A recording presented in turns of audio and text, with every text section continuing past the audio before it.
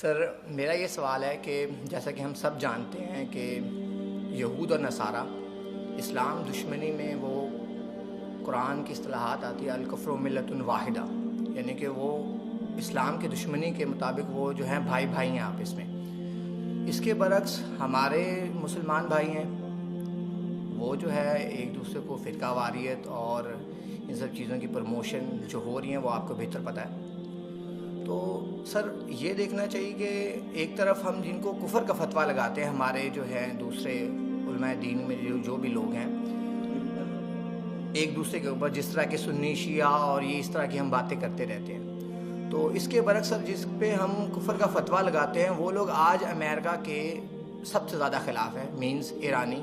ٹھیک ہے، مینز ایرانی پیپلز جو ہیں سر، یہ امریکہ کے سب سے زیادہ خلاف ہیں۔ اور حالانکہ ہمارے جو سنی ایران کے سر، ایرانی پیپلز، تو وہ سب سے زیادہ خلاف ہے امریکہ کے،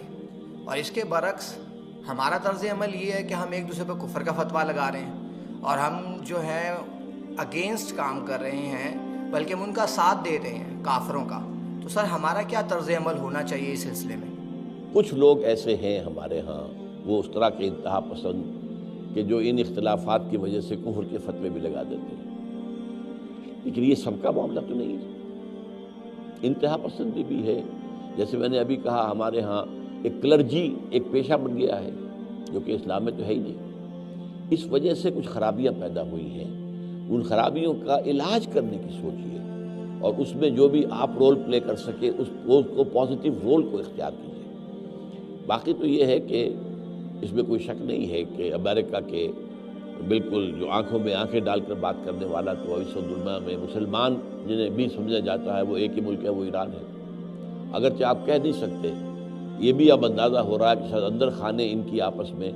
کوئی انڈرسٹینڈنگ ہو چکی ہے۔ جو ساری دھمکیاں تھیں کہ ہم حملہ کر دیں گے، ہم یہ کر دیں گے، وہ کر دیں گے، وہ سب ختم ہوئی چیزیں، اس لیے کہ وہ اب اصل میں انتظار کر رہے ہیں کہ ایران کے اندر ہی ایک کاؤنٹر ریولوشن اٹھا دیں۔ تو وہ اپنی جگہ پر ایک علیحدہ مسئلہ ہے۔ ہمارے مسلمان حکمران اکثر و بیشتر جو ہیں وہ امریکہ کے ہاتھوں بکے ہوئے ہیں، خاص طور پر عرب جتنے بھی ہیں وہ سب امریکہ کے ہاتھ میں بکے۔ ہمارے بھی، ہمارا مشرف بھی تھا اور اب یہ بھی ہے، یہ بھی سب، یہ تو آئے ہی امریکہ کے